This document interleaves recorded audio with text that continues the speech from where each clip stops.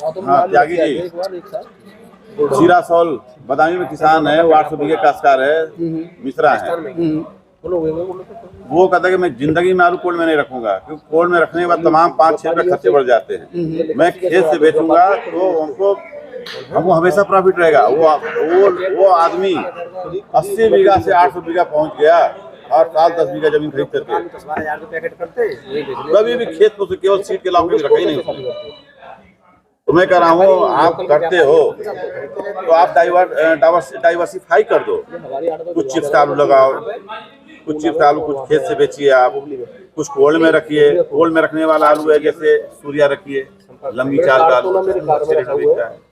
ठीक, अगर आप धान के बाद लगाते हैं, आप ऐसी मिट्टी है कि वहाँ कलर नहीं आता है, तो चिप्स का आलू लगाइए। आप चिप्स के आलू में लगाइए, नवंबर में लगाते हैं चिप्स 3 लगाइए, 1 करोड़ 1% पास होता है।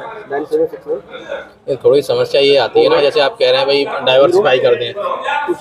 किसान ने लगाया कि भाई खेत से लगाने के लिए उसने 2 बीघे आलू लगाया चिप्स वाला, भाई या तो उसको जैसे इस साल कीमत थोड़ी सी कम मिली शुरुआत में किसानों को, ऐसे ही कम कीमत मिली तो कंपनी तो कम कीमत पर लेगी, जो भी जिसको भी देगा वो, तो वो उसकी मजबूरी है, वो खेत से ना बेच के फिर कोल्ड में रखना पड़ेगा या कहीं स्टोर करना पड़ेगा उसे।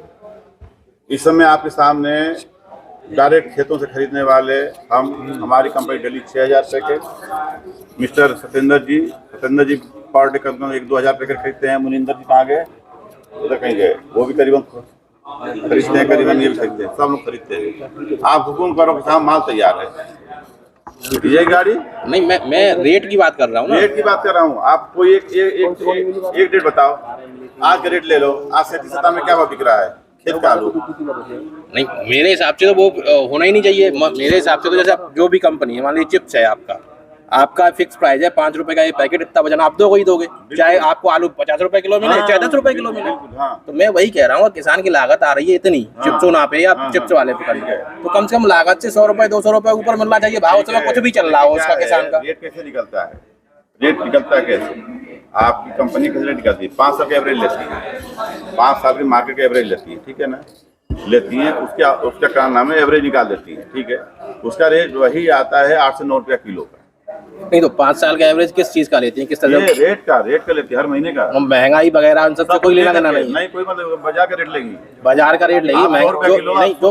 नहीं, एक चीज जानना चाह रहा हूँ, जैसे मान लीजिए आपको अपनी अपना प्रोडक्ट का आपको रेट इंक्रीज करना है, या कंपनी हर 2 साल 3 साल में इंक्रीज करेगी, या वजन कम कर देती है, वो कंज्यूमर को पता चलता है नहीं चलता है, तो भाई वो उसमें सारी चीज इफेक्ट करती है, महंगाई दर या अन्य जो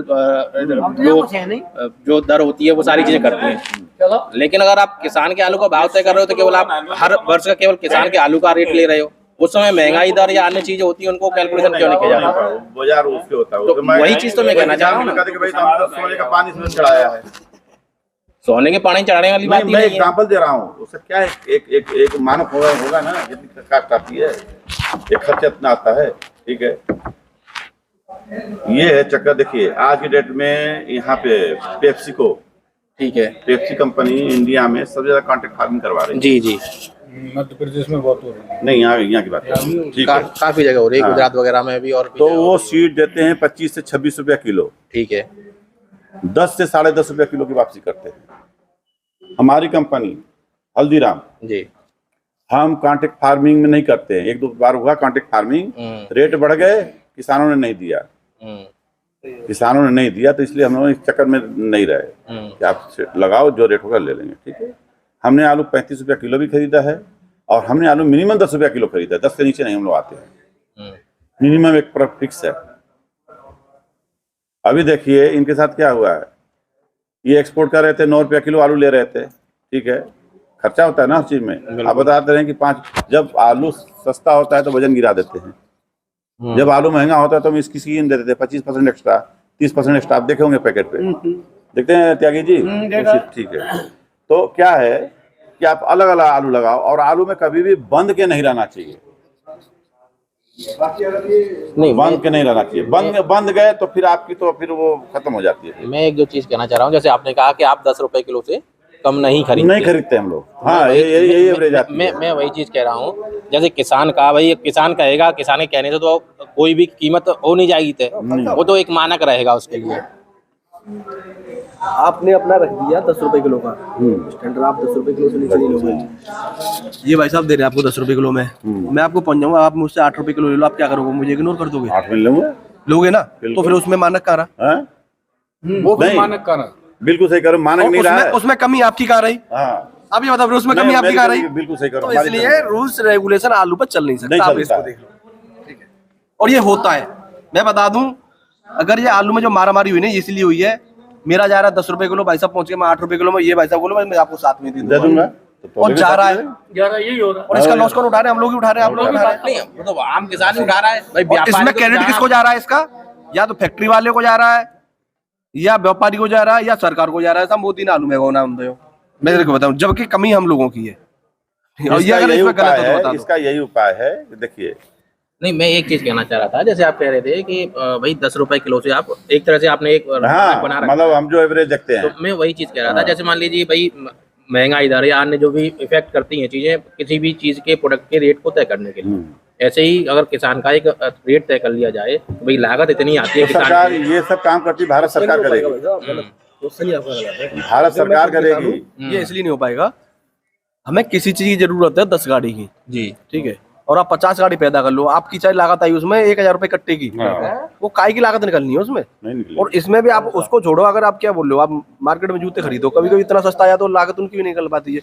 वो तो लोग ना, उनका क्वांटिटी कम है, पर हम लोग क्या चिल्लाने लगे, वो आप जो क्वेश्चन है ना, यही हर बार हर मीटिंग में बोले जाते हैं, पर ये फॉलो अप नहीं होता है इनमें कोई, आप फिक्स मिनिमम नहीं हो सकता। इसमें यही है, सब लोगों को ना लिमिटेड चीज ही मतलब जो मतलब ये है, जैसे आलू किसान के पीछे भाग रहा है उस तरह से कोई भी सड़ने करने वाली चीज की क्या नाम है, एमआरपी नहीं तय की जा सकती है, कोई भी सड़ने गलने पेरिशेबल आइटम का। ये कंपनियां तो शुद्ध व्यावसायिक होती है। एक और देखो, अच्छा आप ये बता दो, आपने तो पूरा हिंदुस्तान घूमा है मुझसे ज्यादा, मैं तो बहुत, कितनी फसल आती है हिंदुस्तान में? अभी आपका ये आलू अभी कोल्ड बंद रहा है, इसके 2 महीने बाद आप नई फसल आलू आ जाएगा, नया फसल 12 महीने आलू को, वो भी तो किसान ही है, वो भी तो किसान है। फिर अब आप बोलोगे नहीं हमारा आलू ले, उनके आलू मत बेचवाओ, उन्हें भी आलू लगाना है, और वो आलू आपसे सस्ता बेचेंगे, आपका आलू रखा रह जाएगा। फिर अगले महीने फिर 12 महीने 12 महीने फसल आती है आलू की, 12 महीने आलू लगता है, इधर खुदाई होती है, अब खुदाई चल रही है, क्या नाम है, पूरे हिंदुस्तान का किसान है, एक को आप सपोर्ट नहीं कर सकते। ये समय आलू लग रहा है वहाँ पे मनाली के ऊपर, लेह लद्दाख, उसमें बर्फ पिघल जाती है, वो बीज में वहाँ पे बीज तैयार होता है, ठीक। इस समय कच्चा आलू खुद रहा है पंजाब में, आड़ू आलू है, अप्रैल मई में कर्नाटका लगना स्टार्ट हो जाएगा। ये आपका अल्मोड़ा भी तो आना है, हाँ अल्मोड़ा आना है, नैनीताल में। त्यागी जी देखिए, इसका सोल्यूशन यही है कि आप थोड़ा सा चिप्स का भी आलू करो, राशन में भी करो, कोशिश करो कि खेत से जितना अच्छा बिक जाए उतना बेहतर है। तमाम कंपनियां हैं, 37-97 भी खरीदने वाली बड़ी अच्छी कंपनियां, मदर डेयरी है, रिलायंस है, मगर क्वालिटी लेंगी सर, क्वालिटी के साथ। हाँ, एक चीज हमारे में क्या क्वालिटी है, हमारे यहाँ 56 टिकली हो चल जाएगा, मतलब वो कलर खराब हो तो चल जाएगा, अंदर से गुण अच्छा होना चाहिए। आप अच्छा होना चाहिए, खून अच्छा हो, उसमें कोई बैक्टीरिया नहीं होना चाहिए, मिक्सिंग ना हो। वैरायटी देखिए, आज की डेट में आगरा मंडल के लिए चब्बा हो चाहे एतमादपुर हो, अगर आप धान लगाते हैं तो 5 नवंबर से चिपसुना 3 लगाइए, ठीक है। अगर आप अषाढ़ा लगाते हैं तो 1 से लेकर 10 अक्टूबर के बीच में एलार लगाइए, खोद करके फिर गेहूं लगा दीजिए। एलार आप ले लेंगे? हाँ, बहुत अच्छे ले लेते हैं, ठीक है। ये हो गया। अगर खूब डंप आलू रखना चाहते हैं, डंप में हिसाब नहीं, हम तो क्या नाम है, तो आप हिमसोना लगाइए, चिपसोना 1 लगाइए, लगा कर डंप लगा दीजिए, कुछ भी लगा लीजिए, सब पास हो जाता है। बोली पे तो संभल के आए थे आलू मार्च के लास्ट में, जैसे आप अप्रैल संभल वाले नहीं, वो पौधा भी नहीं था, हम बोले थे हम खरीदते हैं ना वहाँ से, वो क्या करते हैं, तो पानी लगा देते हैं। क्या करेंगे, अभी उनपे आलू खड़ा हुआ है जमीन में, अब वो खोलेंगे अप्रैल में लास्ट में, वो क्या करेंगे, पानी लगवा देंगे उसमें, सुबह खोलेंगे 12 बजे तक, फिर शाम को 3 बजे खोदेंगे, और 7 कट्टों भर के हम खरीद के लाते हैं। बस सीधे ये सब अलग ही है, वो दुनिया अलग है। वो जाओगे हम तो पहली बार काम करना पड़ेगा।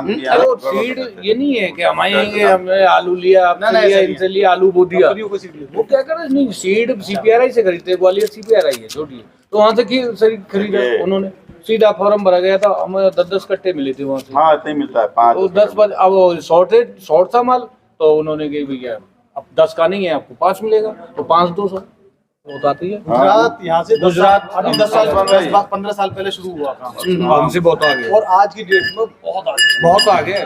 वो प्रोसेसिंग वैरायटी करते हैं, 20 प्लांट से चला है, मतलब 20 टन के तो प्लांट चला है। पैदावार निकाल देते हैं। क्यों?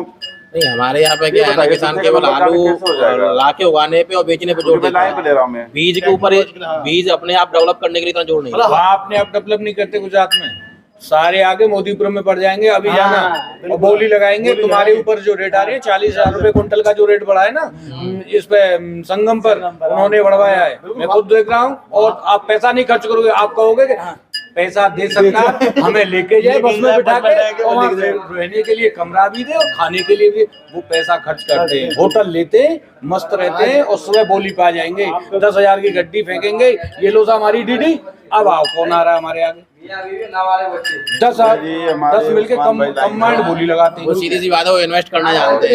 इन्वेस्ट करना जानते हैं, नहीं इन्वेस्ट निकालना जानते हैं, वो करना नहीं। ये है नहीं, वो इन्वेस्ट करना जानते हो, वो इन्वेस्ट निकालना जानते हैं। लेकिन उन्हें बेचना यहाँ नहीं आता। बस अभी 50 पैसा बढ़ जाएंगे, अभी बढ़ जाएंगे कोल्ड स्टोर पे। माँ कोल्ड स्टोर में ओपनिंग में कोई आएगा ही नहीं, आएगा ही नहीं। आप बहुत चीज बता के जा रहा हूँ मैं, हमारी जितनी भी जमीन है सारी फंगीसाइड की 110% बोल रहा हूँ। वो तो उसको अगर आप नहीं सुधारोगे तो आपका कुछ नहीं प्रोडक्शन आना है, प्रोडक्शन कॉस्ट बढ़ेगी डबल। और आज अपने ज्यादा नहीं 1 एकड़ को सुधार लेना, 1 एकड़ में ही आपकी ना आ जाए 40% प्रोडक्शन कॉस्ट। क्या चीज? जमीन को सारी फंगीसाइड है, फंगस का ही खा रहा है तुम्हारा। जितना पैसा लग रहा है तुम्हारा सारा फंगस पे लग रहा है। रूट जो है ब्लैक हो जाती है ना, वो जहर है, वो एक कैंसर है। आप करवाओ, जो ट्यूमर करवाइए। ऐसा है ना, देखो हम लेते हैं ये साइज, ये उंगली दिखा देना, ये जो इसमें फंस जाएगा वो सब ले लेंगे। जो मीडियम गुल्ला चला जाता गुल्ला है, साइज। गुल्ला भी चला, मीडियम गुल्ला चला जाता है। मीडियम गुल्ला मतलब ये है ये मान साइज है, 40 इसके नीचे जो गिर जाएगा वो नहीं लेंगे, इसके ऊपर सब ले लेंगे। अगर सक्षम किसान है तो 8 लाख रुपया ग्रेडर आता है। कार्ड तो अब हमारा है नहीं, हमारी गाड़ी में 8 लाख रुपया कार्ड ग्रेडर हमारा आता ना, है, गाड़ी चलेगी हमारी साल लगा लो, 3 साइज करेगा। कार्ड है, जितने कार्ड 15 लेबर लगेंगे। जाते हैं कम लेबर कितना ले रही? 300 नंबर ले लीजिए। 4500 रुपया और 10 लीटर तेल लगेगा। तो कार्ड तो जिम में जाने सेव ही नहीं कर पाओगे। 1000 रुपया, 45 आज भी रहेगा और 10 साल पीछे भी रहेगा।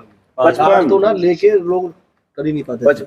5500 में आपकी 1500, 1 घंटे में 200 पैकेट। 9761 एक पैकेट एक मतलब 1 घंटे में 200 पैकेट छान देगी।